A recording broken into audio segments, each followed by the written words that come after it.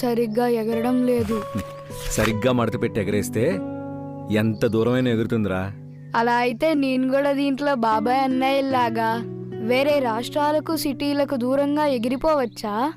ఇన్నాళ్ళు ఇక్కడ సరైన అవకాశాలు లేక ఉపాధి కోసం మన వాళ్ళు వలసెళ్లాల్సి వచ్చేదిరా. కానీ ఇప్పుడు కాలం మారింది. దశాబ్దాల కళ, కోట్లాది ఆశలు నేడు ఆకాశాన్ని తాకడానికి సిద్ధమయ్యాయి.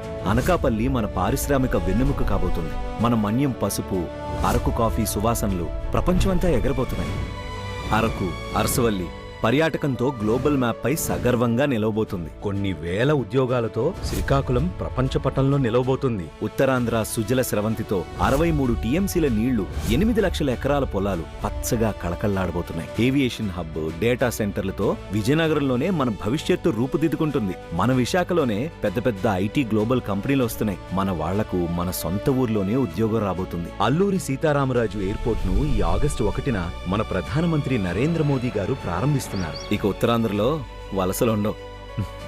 ఇప్పుడు చెప్పు, దీంట్లో ఎగురుతావా? ఏం చేస్తున్నావురా? దూరంగా ఉన్న మన వాళ్ళందరినీ వెనక్కి తీసుకురావడానికి పంపిస్తున్నాను నాన్న.